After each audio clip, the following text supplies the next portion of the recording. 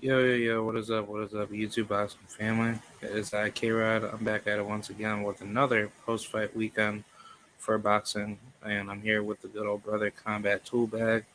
And yeah, let's get right into it. Yo, what is up, Combat Tool Bag?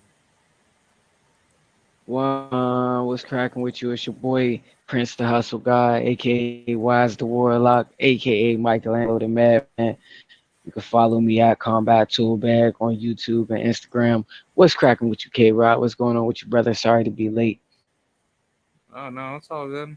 Um, Everything's good. I'm trying to get myself situated, down here, in the, in Florida. But just trying to keep myself, together.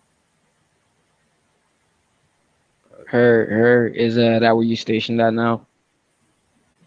yeah, yeah. Like I recently moved from New York, down here. So It's nice headquarters, man. Nice little headquarters. I like the adjustment. yep. um, yeah. How'd you think of the fights? Oh man. So let's get right to it. So I call prelims. I think they set it off pretty nicely. The prelims that were on Showtime's YouTube card that started at 6:45. So I called that with Dion Jr. LDBC zone as well, and that was fun. That was a fun experience. So if you start, we can start at the top with Trayvon Marshall versus West. Trayvon Marshall, he made quick work of us. He went in there. There wasn't much of a fill out besides to establish range. He allowed West to fire off some high jabs and some low jabs, and then as soon as he came back up to try to establish the high jab again, high jab meaning to the head, um, Trayvon Marshall parried and countered with a power jab and immediately turned it around in less than 2 minutes of the first round, pounced on top of West, blitzed him, and got him the fuck up out of there. So he did an excellent job. Trayvon Marshall, he's definitely some watch. I think he's out of DC as well. What was your take on that fight? uh, I mean, I'm gonna probably be very, how should I say, like very, very deceptive, against him. But I really wasn't too impressed with him. I mean, he's a good fighter, but let me tell you a story that I was given through another fighter that was supposed to fight him, in which me and him talked, for like a good amount of time, whenever we can. But his name is Angel Ruiz. That was his previous opponent. He was supposed to fight back on the David Morrell card, and from Angel's perspective, he was supposed to fight him, and he thought everything was basically set up and tip top shade. Nothing was going to happen. And out of nowhere, Trayvon tried to say he had a shoulder injury.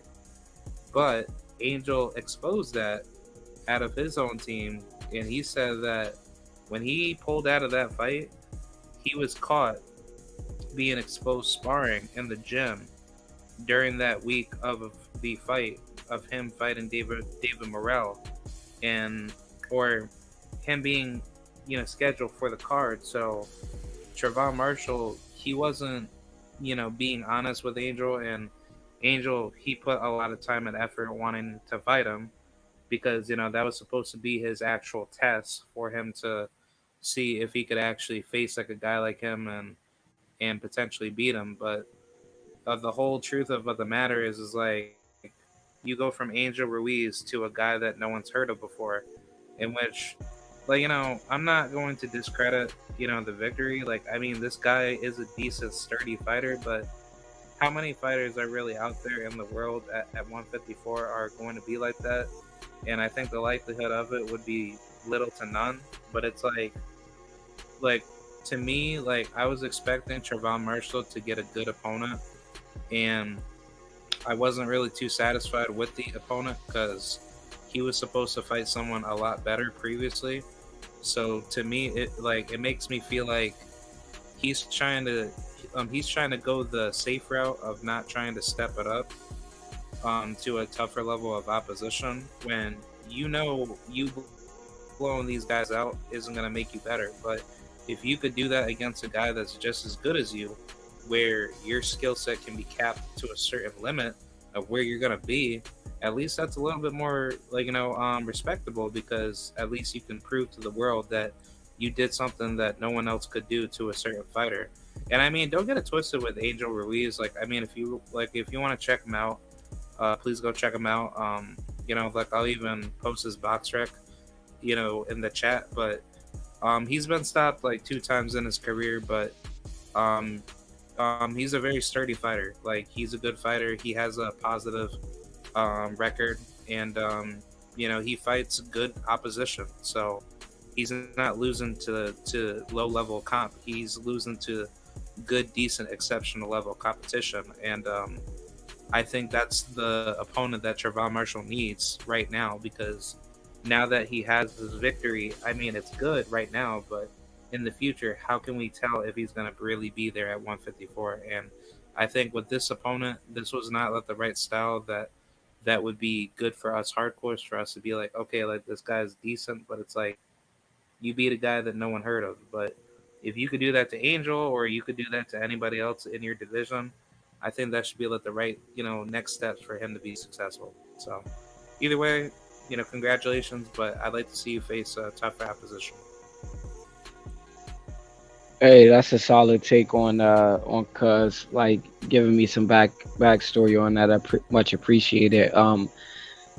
With that, you know, updated information, I say, like, if you duck smoke in your division on the come up, it sets you apart from the likes of a Frank Martin or a Kid Austin, people who actually proven or seeking to prove at a very early juncture in their career that they want to be real threats, and that's taking the hard way.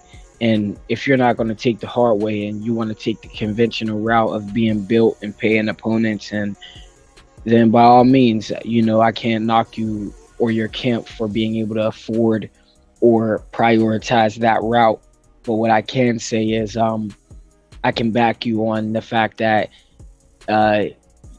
from what I've seen in the level of opponent, as well as the backstory you gave me on the Ruiz fighter who he was supposed to fight, it does lend me to question, like, where's your level of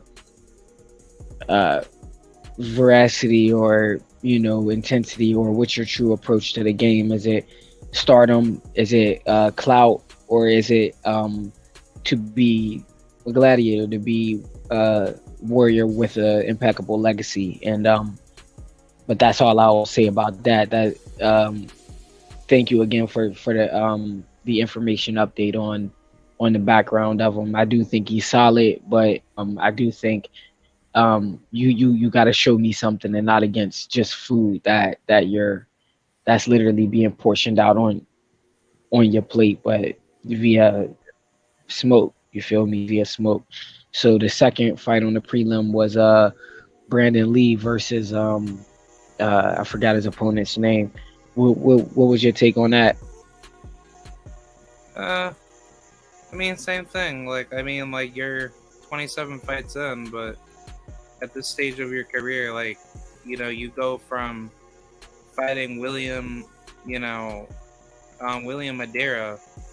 who damn near knocked you out, in which, like, no disrespect to William, because he's from, like, my area out of Albany, and I have nothing against Brandon Lee. I think he's a great, exceptional fighter, but that's all that I need to know, like, about Brandon Lee. Like, I mean, you go from a guy that tried to knock you out, in which you did well coming back, but you fight somebody which, like, I will, give the benefit of the doubt. Like, you fought a guy that came in short notice, and the original opponent pulled out, but that opponent wasn't, like, halfway good to the level of his, replacement, like, opponent. So I just think either way, like, it just makes me look at Brandon Lee kind of funny, because it's like, are you trying to do, like, the same thing what Jaron Ennis is doing, or are you really going to be knocking on people's doors like heading into this upcoming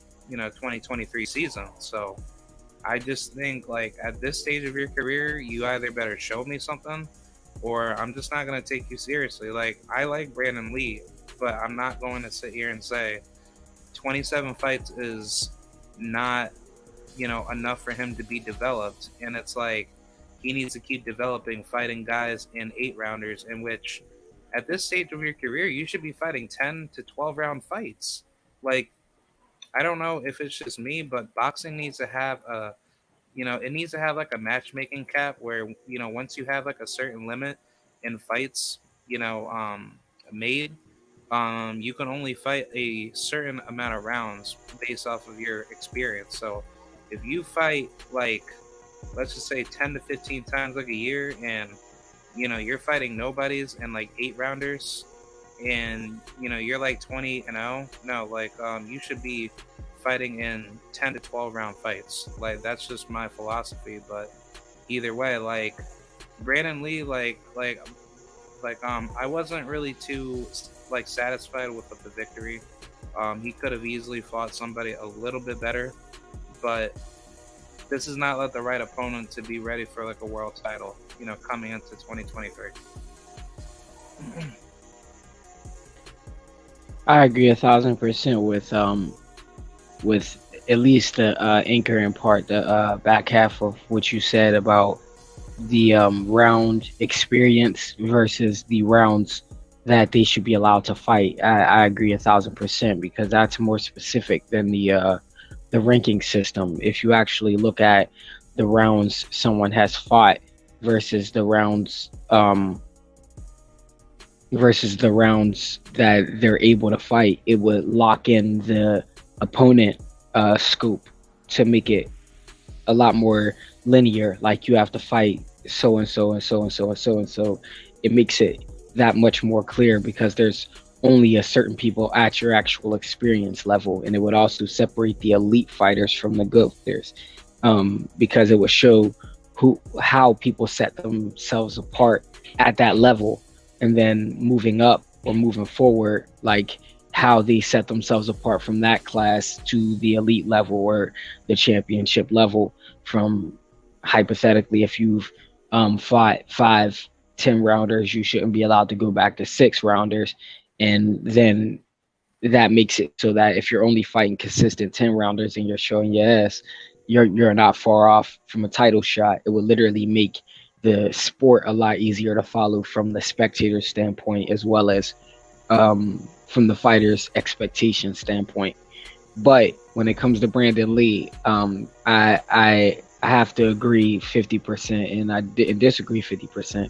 So he did get knocked down and almost knocked out in his last fight, which is why I think I'm taking a different approach with this. Now, as a fighter who is solely about legacy, I want to fight the tough competition, and that's what we do over here on Team Loco.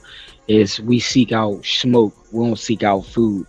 And but coming off of an extremely tough fight like he did, his handlers in the sport of boxing and boxing politics, they're not foolish for steering away from making his next fight an immediate step up from where he was just at. I think a light touch from a handler standpoint, if you will, wasn't a bad idea, because that he showed us complete control, that he's a 3-dimensional power boxer, and that he is ready for the next step up.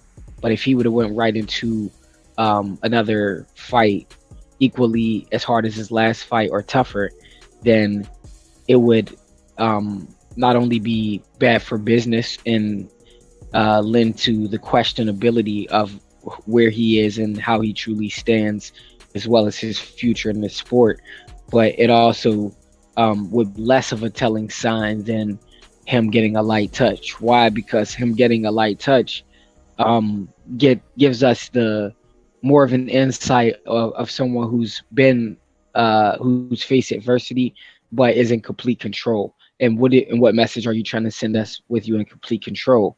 But if you got hurt and then you went into a step up fight even tougher than that, it would give us a lot more vulnerability than we've seen in you facing adversity the first time, because you would face adversity a lot more this time because the difficulty level is tougher than what you've shown us you were able to handle with ease in your last outing.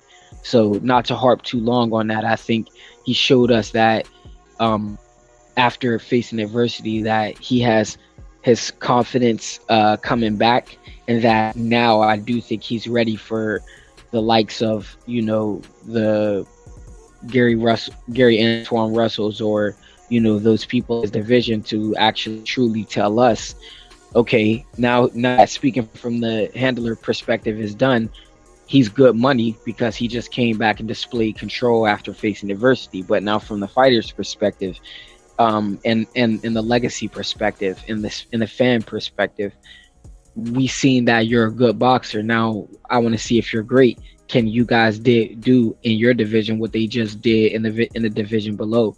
And that's what Frank Martin and Michelle Rivera just did. Can you and Gary also do that on your ways up?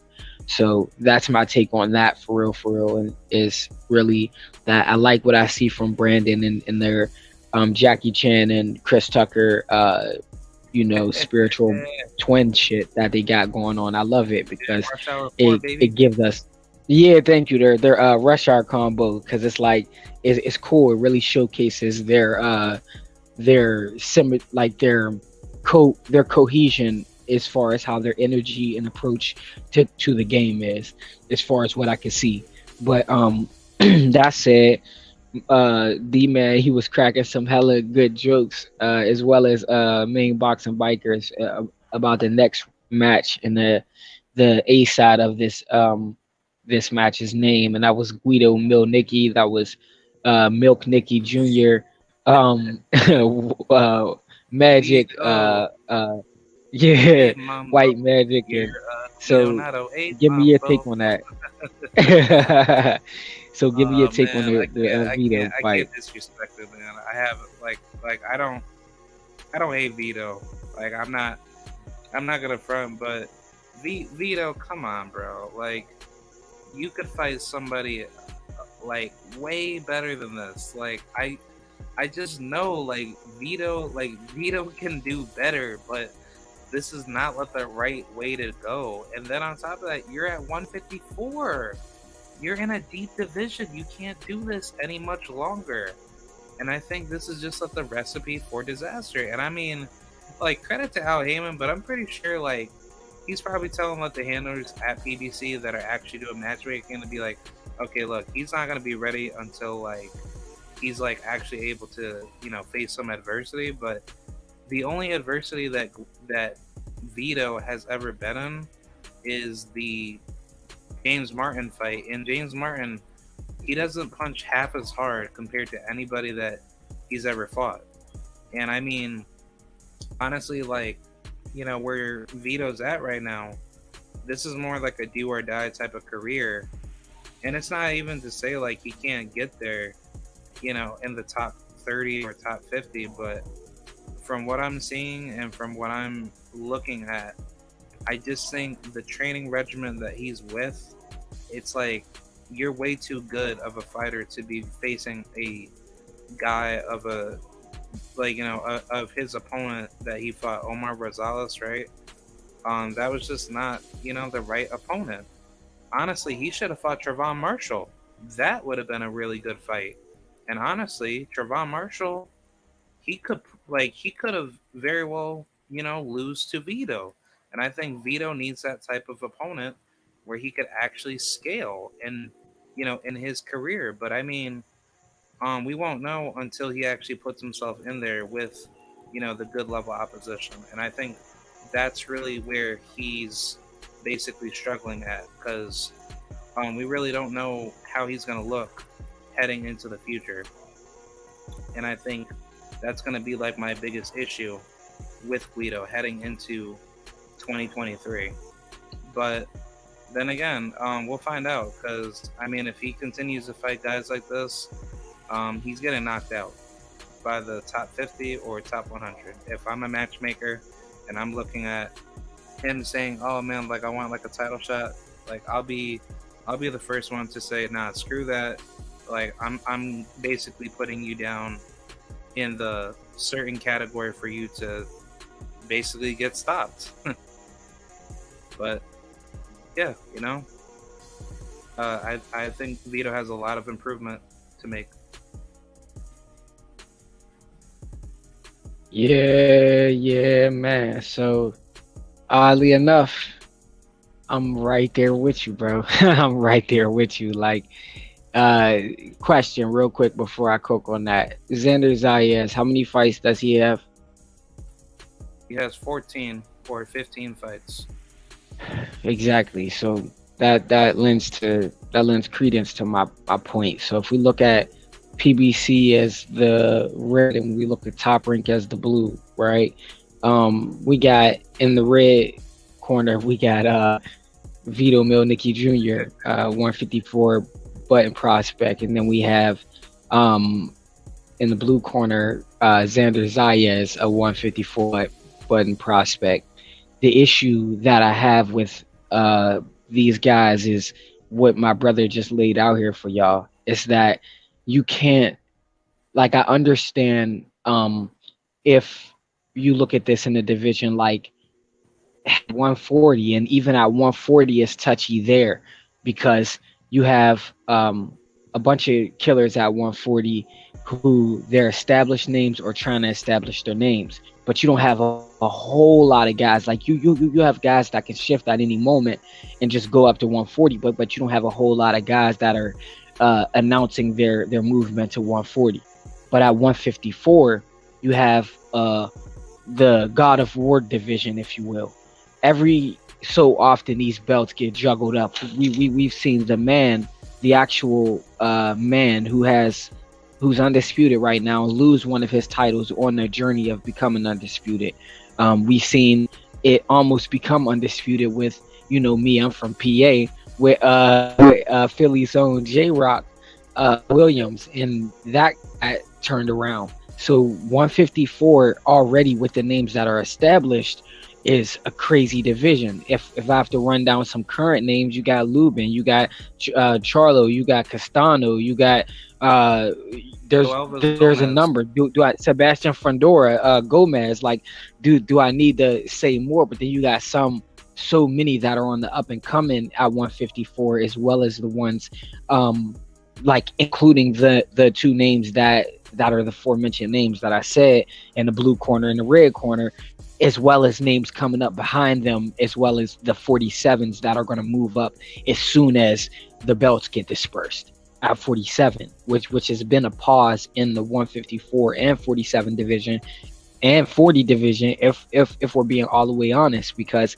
the two killers, knock on wood or per se, Bud and EJ have had that on lock for years now. So that said, as soon as that is dispersed and the affinity stones are back all over the place, you got the powers that be, as well as the actual will of the fighters that'll chase it down and create a tornado, a hellstorm of shifting and weights from 140 to 154, which is why I have a video on my channel called like "When We Move Up, Watch What Happens," and it has a picture of Bud and Earl Spence. Granted, Bud's survival percentage is probably like -3, but he'll no longer be a factor in holding a belt. And Bud's and EJ's survival percentage is a lot higher. I say closer to 70%, because the guys are bigger and they are stronger, but we haven't seen his ability to grow into the division at this level. We've seen glimpses of it at the younger stage. But to stay on topic, Vito Milnicki Jr., he displayed a high level of skill, like you're saying, and he possesses a high level of skill. The issue, I'm not thinking, is the training, but I'm thinking is more so the handlers. It's the fact that he's not being tested at such a high level. Now, granted, I did just say about Brandon Lee, who got knocked down in his last fight, but for us, it's a code black affair, and code black is a black and brown diaspora. So it just is what it is. Like the standards for the others is a little bit different. So now, granted, I lumped Xander Zayas in this. Now, why did I do that? Is because Xander Zayas has more fights than all of the budding prospects at 154. So his time has as much waned as much as Vito Milnicki's with their current level of competition. But with a cold black fair, he gets a little, give him another fight before he's tested. Now with Vito Milnicki, yes, he was knocked down a few times in his last fight and got decision. So he did need a light touch. He is deserving of a light touch. But how the fact that this touch was so light, it is going to be more detrimental to his step up than Brandon Lee's touch. Whereas Brandon Lee had a feisty opponent in there that he just controlled, that he was just too much for, he was too strong for. But Vito Milnicki, from the level of opponent he just fought to stepping up to say, come on, I can't even say it without like with a straight face, but stepping up to fight like a Fundora or fight like a Lubin, it's curtains for him. Even if J-Rock can still make the weight, even though he moved up, but Tony Harrison, like, they're hell for this guy, and for these guys, and being honest about Xander Zayas as well, because the Castanos of the division, the rest of the guys are sharks out there. So we obviously need a step up now from Xander Zayas, though he needs, though he had a touch up, but we immediately need a step up for Vito Milnicki Jr., but it has to be the lightest of the tough guys, the tough names up there, because the likes of a Danny Garcia or even anybody at 154 with a real name will truly give him hell. Like Terrell Gausha is even too tough for him right now. So we need like some food for him. You feel me? Like we actually need some food so that we can see him step up. And isn't it at this stage in the game? And there's no kicking shade on Terrell Gausha. It's just Terrell Gausha, and if I'm not mistaken, in his last outing, he showed us he could beat Tim Tszyu, and just literally gave up. His shots that he landed on Tim Tszyu were way more violent than the shots that Tszyu landed on him, and he just showed no punch resistance at this stage in the game. But if we look at Terrell Gausha on the come up, he was a lot more explosive and a lot more aggressive, very calculated, like a more patient Berto, so he could get you out of there at any point. But right now he seems to be a shell of himself. So to say that a shell of Terrell Gausha can still beat Vito Milnicki Jr., it is bad. So but he needs a step up with a name of that level, but just someone just below, So that's my take on those guys. Let's get into the main event. So the main event main card started to sorry, not the main event, but the main card started with Dudu Andre, also known as the Vampirate of Rhode Island, versus Damon Nichols. Yo. The Vampirate, man, of Rhode Island. Yo, what's up, Vampire? Or Boston. Man, he ain't on no type of crazy time. He'll look at you crazy and be like, huh, it's me again. But he'll probably take pride in that and be the vampire from Brooklyn on Halloween. So yeah, Vampire Andre, because like now I'll admit I ain't gonna call him Doodoo to his face, so I'm gonna get out of the habit of calling him Doodoo because I respect Andre to a certain degree. But it started with Andre, then Damon Nichols. What's your take on that card? Honestly, I'm gonna have to be. I mean that fight. Excuse me. Yeah, I'm gonna have to be very, very crude, but I mean, this is just how I am. Like I'm like the bad soul from the nether realm in Mortal Kombat, where anything I say is just very hard and very truthful. But honestly, I was not impressed with Android. I thought he did good the first half of the fight, but late game, his deficiencies showed a lot to me. And I think Demond Nicholson, he blew it because he didn't know, what to do against Android's style, because he's an awkward fighter. So credit to him, handling his business and that, type of fighting style with Demond Nicholson. But let that be a Demond Nicholson that knew what he was doing. I think that's where Andre would have been exposed a lot more. And honestly, I don't understand how the referee didn't count like a knockdown in that fight, because Demond Nicholson, he was piecing up Andre, and the referee didn't count like a knockdown. So I just found that really weird. Like I think that fight should have been like a lot closer than for what people try to make it out to be. Again, Andre did his thing to be successful, but this is not the best form of Andre that I've seen. I think, I personally think his age has definitely caught up to him, and I think he gets cleared by anybody at 168. And I think if he's thinking about fighting Charlo next, by all means, go for it. But don't be surprised if Andre gets cleared fast, because I think Charlo, where he's at right now versus where Andrew's at, Charlo's resume, clearly speaks for itself to show that he can, he could very well beat Andre a lot easier than Andre can beat Charlo. So I just think if Andre's really trying to go straight to Charlo, I don't think that's a good idea. I think, if anything, if you want to get yourself primed in the division, maybe fight a guy like who's that one other fighter at 168? I mean, he could fight.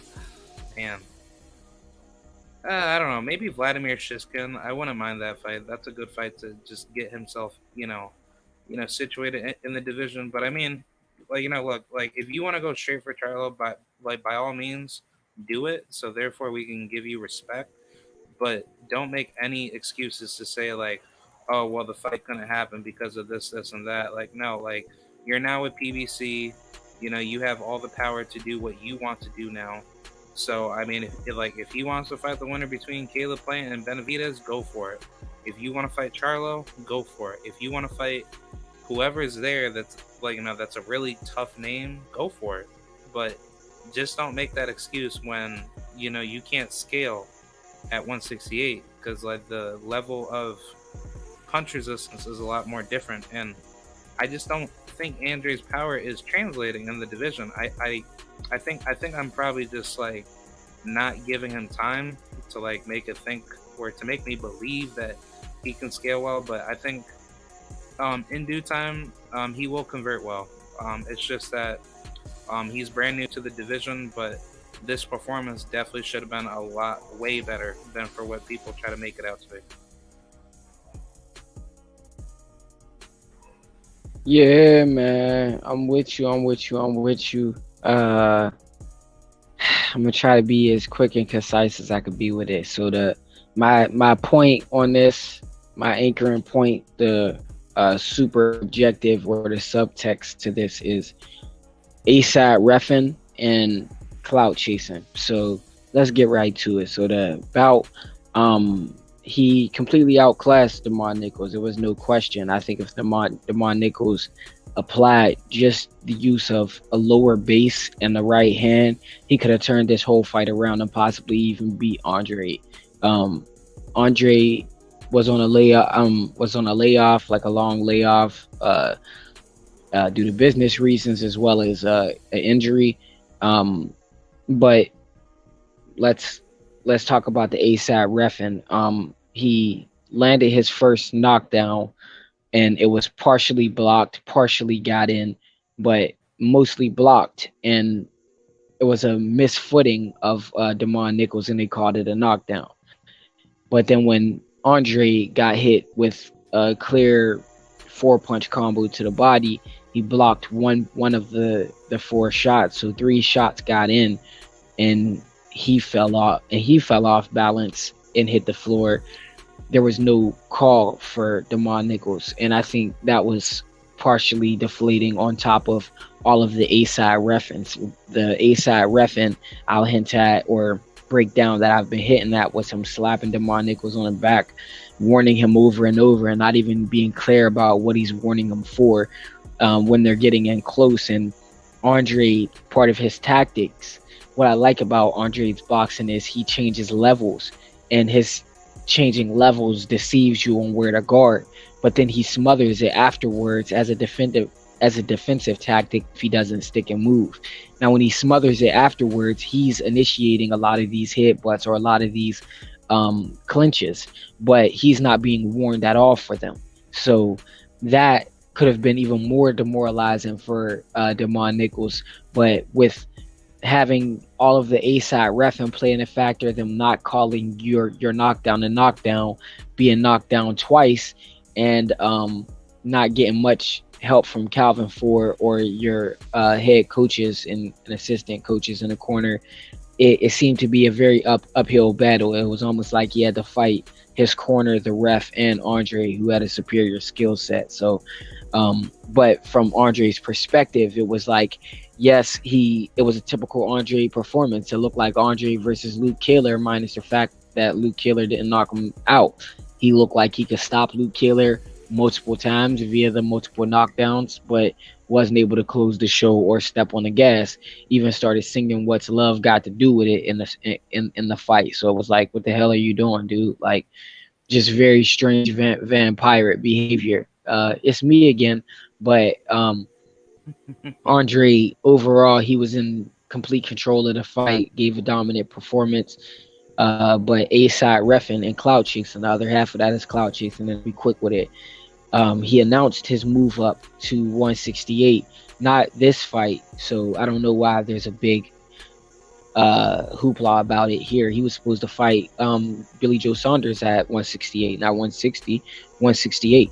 So years later, he's announcing this official fight move up to 168, and he's fighting Damon Nichols, but he claims he only wants the Charlos, who are at 160 and 154, either Charlo, and not the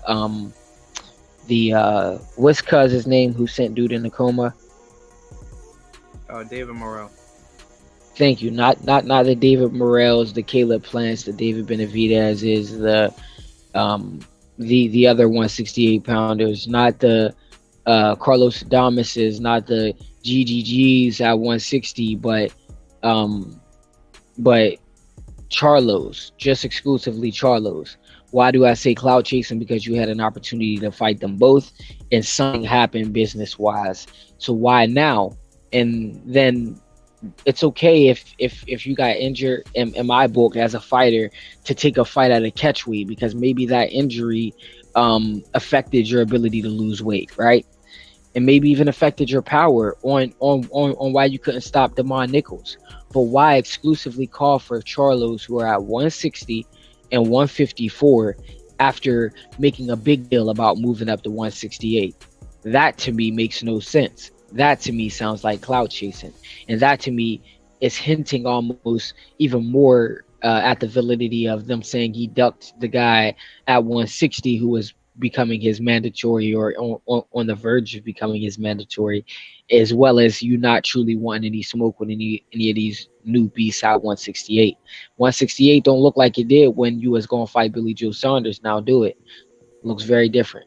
So clout chasing and A-side reffing is what I got on that. But excuse me, Rashidi Ellis versus shit. What's Cuz's name? Villa. Yeah, Romain. What's your take on that? Yeah. Before I get that, shout out to D Hive. Thank you for coming through. He said, "Wow, that's a bit too much. I saw an Andre that definitely beats Canelo." Yeah, let me touch on this. Like, I like.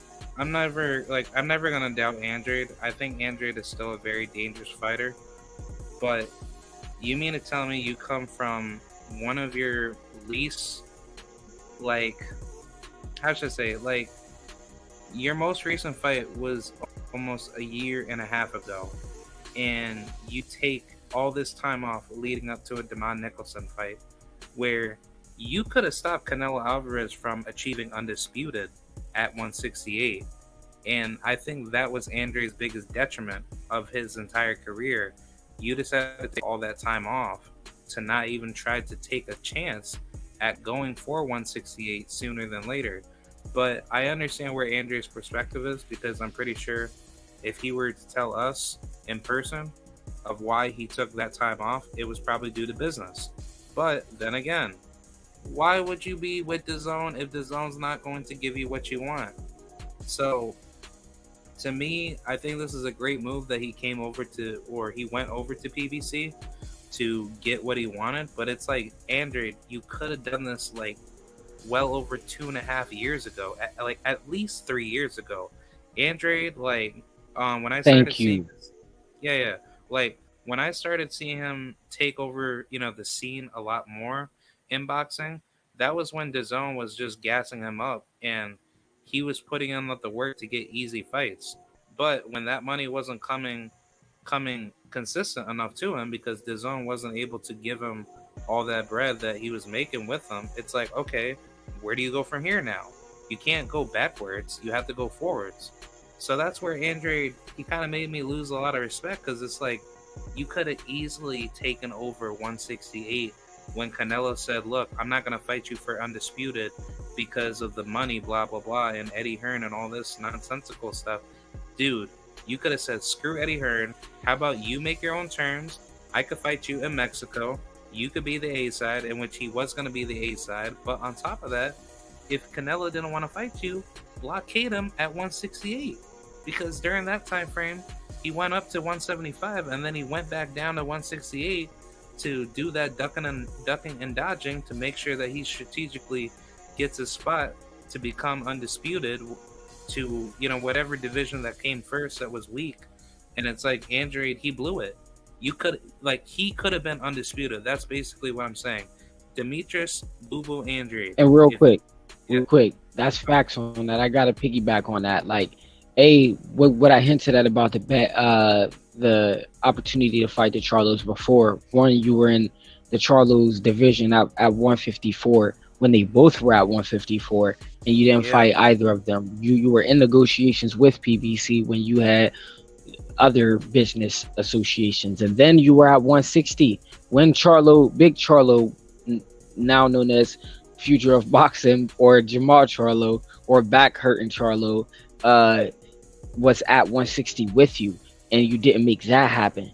And now you're at 168 when they're both still in their current divisions. You're talking about fighting them. Now, it's a fuck Canelo scenario, according to Dudu, which is retarded, because it was all about Canelo for those past 2.5 years that he could have made this change to PBC, right? It was all about Canelo then.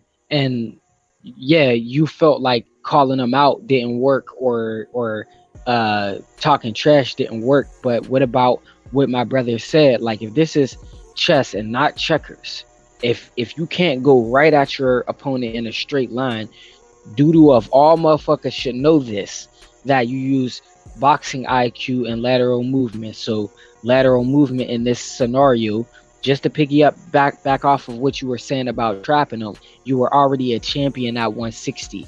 He moved up to 164 and moved back down to 168.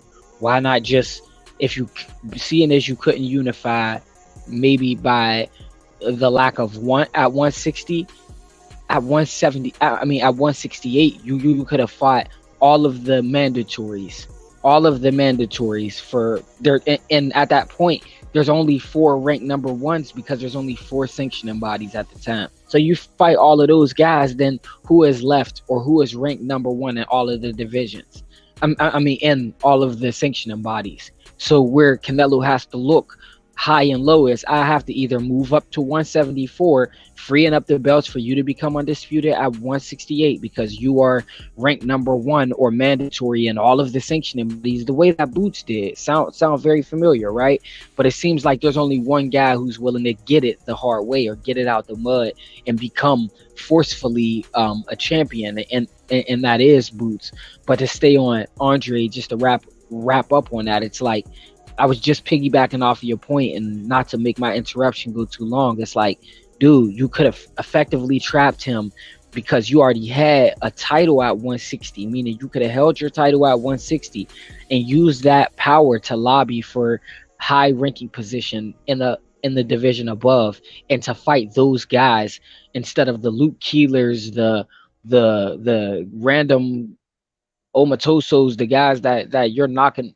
Otto Wakatale I don't know who the hell these guys is he was fighting, but them Liams and shit that he's so proud to accept Liam. millions of dollars for, but you won't actually fight anybody to get you in a high ranking position to validate your claim at I should be next for Canelo besides shit talking and getting dismissed from a press conference. But my bad, finish your point on that. Yeah, I was actually gonna make a good example. There's this female fighter that I love watching. Shout out to her. Her name is Yakasa Valle, and she's in a very good position right now. She's trying to unify her division at 105 and 108 to become undisputed, I assume, in two divisions. But basically, Sinisa Estrada, she's going to unify with Tina Rupert, some white lady from Germany, I think. But yeah, pretty much with Yakasa, how she has it, set up right now. She has belts through the IBF and the WBO to be to have two belts, and basically, she's in a very good position where she could basically get the winner between Sinisa and Strada and Tina Rupert, and then at 108, that's for 105 for the first one, and then for 108, she can also get the winner that's going to be fighting between who's that one chick? Kim Clavel versus Jessica Neri Plata. She's like a Mexican lady, and she's from Canada, I think. But basically, she's in a good position to the point where nobody can't make the excuse to not fight her. And compared to Andre could have done that, where he could have easily made his road passage a lot easier, where he could have held belts at 160 and 168, and then Canelo cannot make the excuse to say, "Oh well, like I don't want undisputed no more." Blah blah blah. Who's Andre? Blah blah blah. Like no, like he could have been that guy, and Andre, he could have held on to his belts to whichever one came first. Where if Canelo, didn't want to fight Andre, but Andre wants to hold his belts at 160 or 168, in which I'm pretty sure. Oh wait, hold on. But basically, Andre could have held a lot of leverage in his division to make things a lot more easier in his path politically, where he didn't need to be so heavily reliant off of just one belt and just think like, oh, okay, well, I can just hold on to it and just do whatever I want. And it's like that's not going to work, because it's like, oh, that's not making you any better. So I think if anything, this is a massive learning lesson to just show to Andre that you should always play your cards a lot more in other avenues and not put your eggs into one basket, because I think that's what he was trying to do. He was just trying to hope to see if he could try to get that dream fight with Canelo, but it's like that just wasn't going to work. And I just think honestly, that's basically what ended up happening. I mean, it sucks, but I mean, Andre, you could have made it a lot easier for you to go for anybody, in your division at at 160, and then test the waters at 168. But either way, like Andrew, you have the opportunity right now to, rewrite your own history. And hey, who knows if he can, like, if he could actually get undisputed at 168, which I think is possible because I don't see Canelo staying in there for that much longer. By all means, go for it because you actually have like a much bigger chance to do what you want to do, in that division. Because Canelo, he's not going to stay there forever, and I think his body's going to give out in that division. And yeah, I think it'll be Andre, David Benavidez, David Morrell, definitely, uh, definitely Caleb Plant, and I'd probably say Charlo of that era until there's a new set of talent. But to talk about the Rashidi Ellis fight, I thought he blew it, man. Villa, he's a good fighter, but he's not the fighter that people try to make him out to be. He's like a mini version of Marcos Maidana. But the problem with guys of his caliber is that he's all offense, but he lacks a lot of fundamentals, no defense. Um, the footwork definitely needs to be fixed. That's his biggest issue. Um, Roy Monvilla, he's a very flat-footed fighter that hasn't learned the footwork of boxing. But I guarantee you, him with educated footwork and insane defense, with the insane fundamentals, he definitely would have knocked out Speedy Rashidi Ellis. And I think Speedy, he just played too much with his food. This is supposed to be a fight where he was supposed to dominate Villa, in which Villa, he even said it himself, Ellis, he hits hard. And he basically was, giving credit to him to say that he was a very tough opponent, and he took nothing, away from it. Like, Ellis really took something out of him.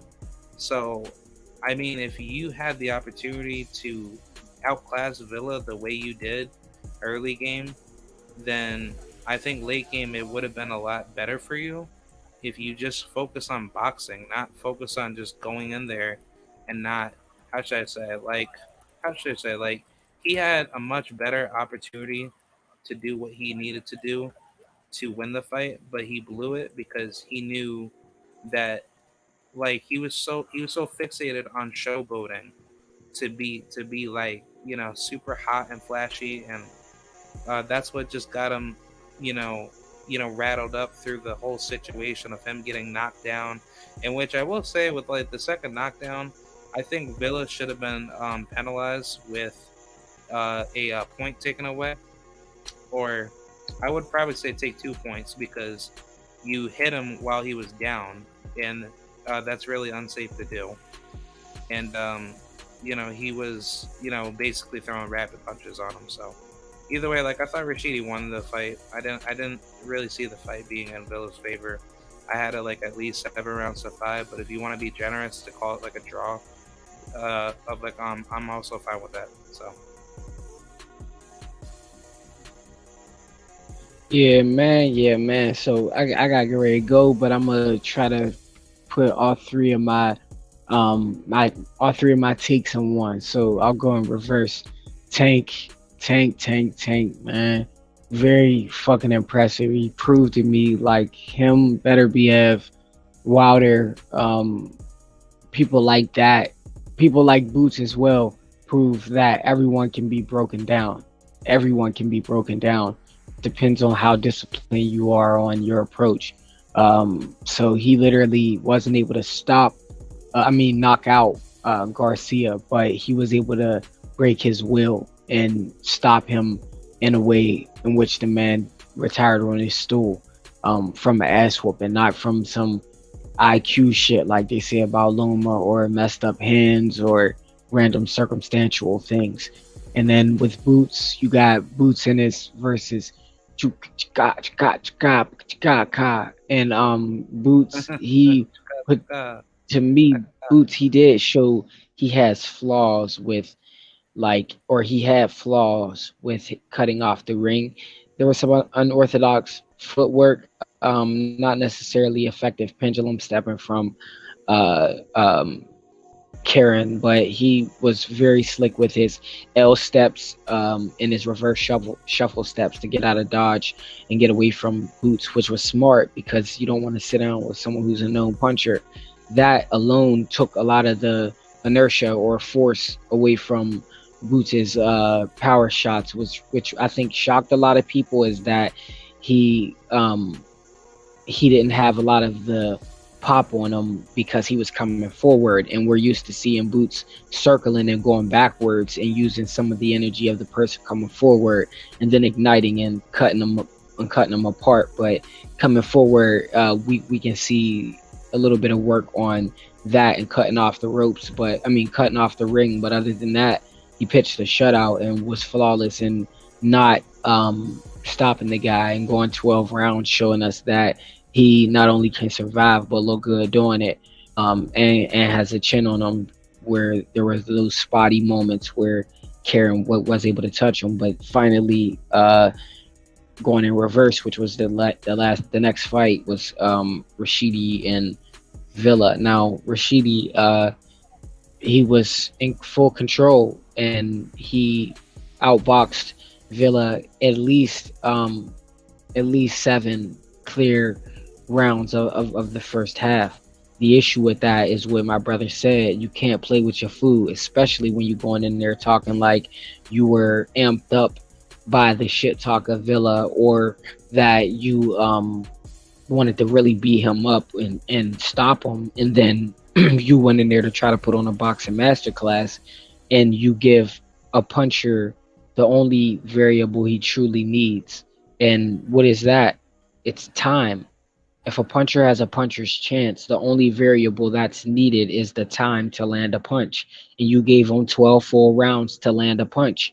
And like you said, if he has a tight shell guard and he has a Maidana style to like overwhelm you with onslaught once he hurts you, then you're going to have a hard time after utilizing all of that lateral movement throughout all of the rounds, after saying that you're going to step to him and cut him down. So the contradictory approach also seemed to be clashing in the corner, because his coach said, you heard him before, you could hurt him again.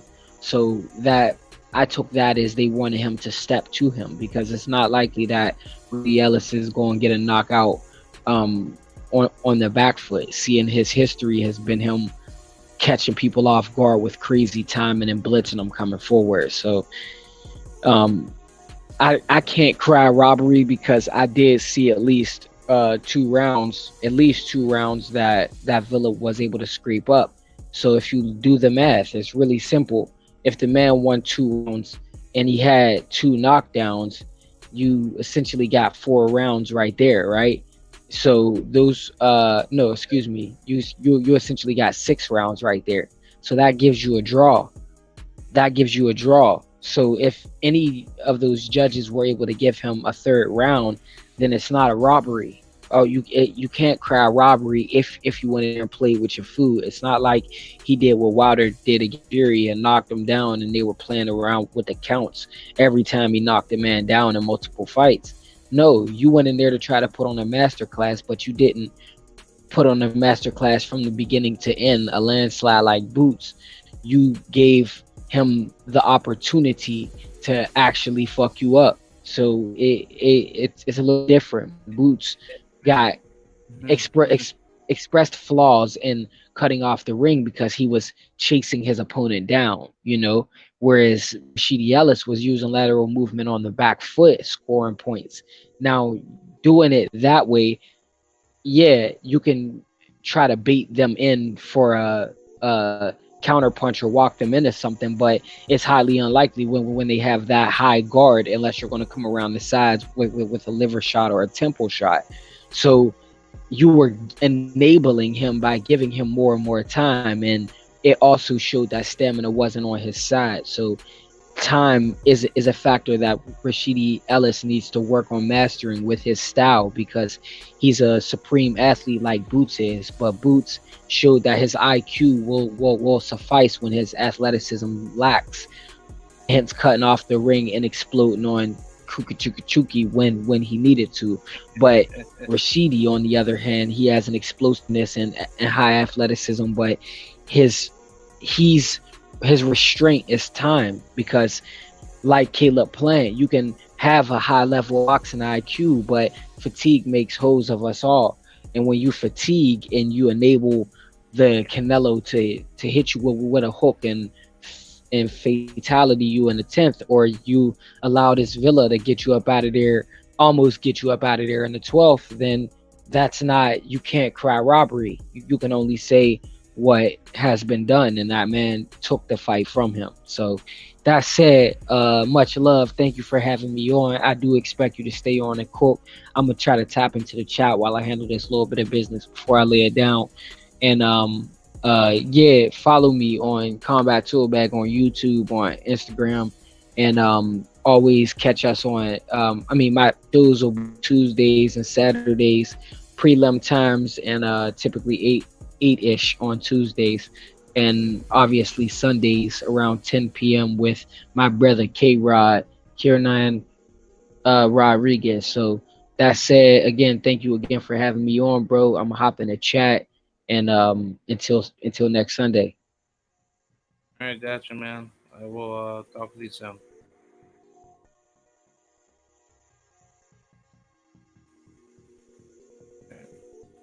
All Oh, right. oh, oh, oh, oh, real quick before I hop off. I am back March 11th, family. I'm back March 11th. So expect to see me in Orlando, Florida, fighting at 118, and expect to see a new wise warlock in there. So much love, family. And again, thank you for having me on.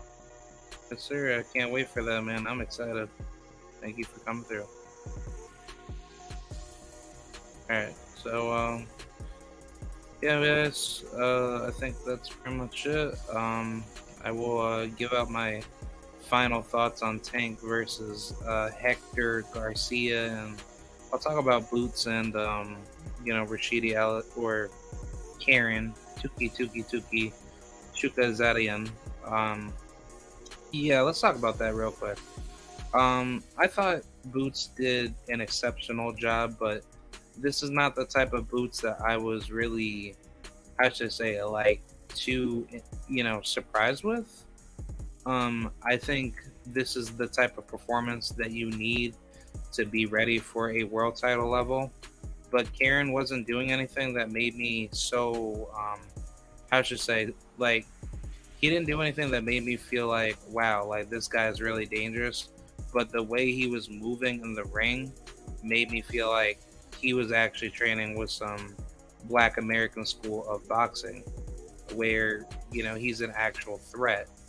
But he wasn't fighting like that. He came in to survive, and Gervonta did what Gervonta usually does, where he tried to make the fight competitive. But again, you can only do so much against a guy that's awkward and trying to move around, the ring to try to, make it somewhat, competitive. But it's just like, he had his opportunities where he was hurting Boots a little bit, but he wasn't doing anything like super duper, spectacular.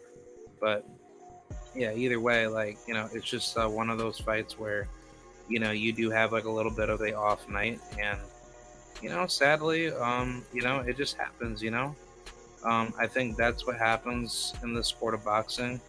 You kind of get these fights where you don't know what's going to happen, and I think that's basically, the problem with boxing. You tend to have, such how should I say, you tend to have such issues in the sport, where things could end up going a certain path. And I think that's where, things can really like turn into a certain mantra of like what could be right or what could be wrong in a fight. But, only you could find out of like, what your true weaknesses and true strengths are. I think with Jaron Ennis, that really showed in this fight. Not the greatest performance that I would have expected, but I think he was too fixated on wanting a knockout so badly. And, that's what costed him, to be, at that position of thinking, he could actually, knock out Karen. And I think that's where, we were all initially thinking like Duran Ennis was actually going to do it. And, surprisingly, Karen, he actually came to fight. But he wasn't coming to fight. He was coming to just get the, survival of being accredited to be like, oh, he survived 12 rounds with Duran Ennis. So therefore, that means that Duran Boots Ennis is not that good of a fighter. And I think that's what everybody is saying, because now I'm starting to see, like, on the social media end, well, shout out to Diaz, but he actually was just saying that, on social media, everybody's now writing off Jaron Ennis as if he's gonna get ran over by Spencer Crawford, and I'm like, no, like Jaron Ennis, like he's more likely to beat Crawford, but I don't think he's gonna beat Spence. Um, I think if anything, it's gonna be a good fight with Spence if he really wants to go that route, but it's gonna be very, very difficult. Errol Spence, he's a dog, he's a killer.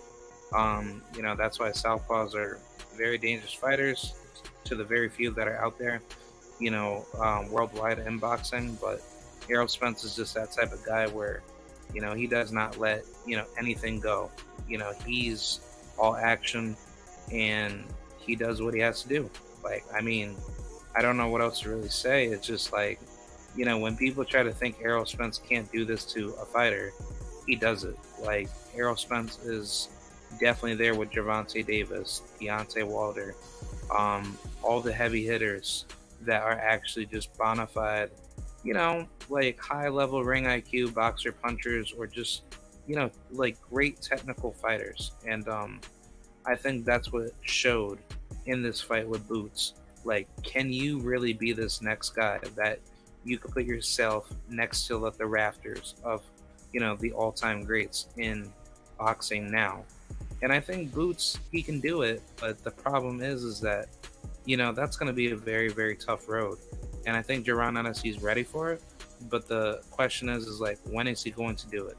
When is he going to shine? And when are we going to start seeing his undisputed glory come? Because I think he can do it. I think Boots is very capable of taking out anybody in boxing, but only time's gonna tell. I think honestly, when you think about it, like it's just only a matter of time where where we could really say, anything could really, be a certain, mantra of like what we can see. And like I personally think, like when it comes down to Boots's career, he could be a whole bunch of guys from 154 and above. But I think when it comes to any fighter that I could think of that can definitely beat him if he's off of his bad night, it's going to be definitely Errol Spence. Who else? At 154, maybe Charlo, but I don't think Charlo's going to fight Boots. I don't even think that's ever going to happen. I think Charlo, he's going to get 160 out the way and then he's going to hang it up. But yeah, I mean, there's like a lot of good competition at 154. I think him and Fundora, that's going to be a good fight. Definitely him and Xander Zayas. That's going to be a fight. That's going to be mega fight. Worthy. Maybe Charles Conwell. I'm not too sure. I think 154 is going to be one of Jaron Ennis's toughest careers to handle, because he's going to go through a lot more damage in that division. Not to say that the welterweight division is that type of division where he's going to, get hit a lot harder, but I think like where the welterweight division is right now, you have so many deadly names in that division, and it's only going to be a matter of time to see where he's going to scale. I just think with this performance, it definitely could have been a lot better, but again, only time will tell. And I think he's going to be there, but it's not going to be that much further from the truth to see where he's going to be. And I think that's going to be, the equalizer of Jaron Ennis. Is he going to be good for the division. Is he going to be scaling at 154 and above, or will he just do good at 47? And, unfortunately, could he not be good at 154? But then again, we won't know. So I don't know what's going to happen. Um, I think Jaron Ennis, he's in a very, interesting position. And I think, where everything's at right now, Jaron Ennis, he has something, that's special with his abilities, but it's only just a matter of time till we see him be tested. So I think his toughest fights is going to be EJ and most likely Charlo if that fight would ever come to fruition, but I don't think so. But all the other names like Fundora, Tony Harrison, I think those are going to be flaming fights, but I think 154 is going to change up real quick. I think that division is going to get real hot with newer names. So, anyways, that's pretty much it with Boots. Congratulations. Let's talk about Gervonta Tank Davis and Hector Garcia. Shout out to Hector Garcia. I didn't like the delinquents comment, but either way, I think Hector Garcia, he deserved it. He was thinking that there was something sweet out of like what Tank Davis was going to give to him, and he thought wrong. Gervonta Davis is a destructive southpaw, and Hector, he took something that was extremely risky to the point where he can't operate with the same anymore. So I don't know if this is a damaged career-ending fight. I would probably say it is. I don't think Hector is coming back. I think all the weird people that would back him to say like, nah, man, he's good. I don't think so. I think honestly, when it comes down to it, it's just only like a matter of time till we see him, get back in there with anybody, out of a high caliber. Like, do I think he's gonna beat, a guy like Pitbull Cruz? Maybe. I mean, at 135, it's not bad, but this is your very first fight at 135. I mean, Hector Garcia, like, don't get it twisted. Like, he was shooting for the stars, but he was shooting for the stars, at the wrong place at the wrong time. And I don't think this is the right fight for him. Like, am I going to certify this win for Tank? No. I think Gervonta is way too good of a fighter to even be at this level, and it showed with Hector. And people want to say, "Oh, Tank looked like crap. He wasn't that good." Blah blah blah. And it's like, no, that's not true. Gervonta was clearing, Hector pretty good, and he did a very good job. I don't see what he did wrong, and I think Hector, he just really put himself at a position where, he really thought, he could actually do something to Tank, and Gervonta, he outclassed him in a really good, fashion. But in closing, I think Hector, his career is definitely not in a good spot. I think the damage he's taken with Gervonta is definitely there, and it's only a matter of time to see where he's going to be. I don't think he's going to be the same heading into another fight at 135. I would say even to play it safe, I wouldn't mind a fight between him and, I don't know, I think the best name that he could go for, just to put himself in good waters, would be, I don't know. It's gonna be tough because I don't want to say a guy like Jorge Linares. No, by all means necessary. Definitely no. But I mean, if you want to play, a really good matchup, I think the best matchup would be Jezreel Corrales, and I think that's a good opponent. I mean, he's on the rise. He wants to get back in there with some good opposition, but I think that's a good fight. He could fight Jose Valenzuela. I don't see how that fight can be losable. I think both of them are hittable, but it's not they're in such a bad spot. But I mean, that's just me though. But hold on, I got my brother JB in here. Yo, what's Yo, up? yo, salute, salute. Yeah, yeah. How you How's doing? everything? Everything's going well, bro. I just stopping by, chiming in, talk to you. Yeah, man. What you got?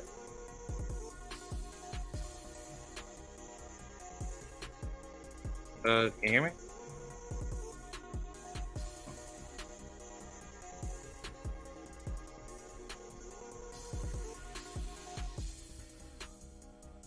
Oh, I don't know. What happened?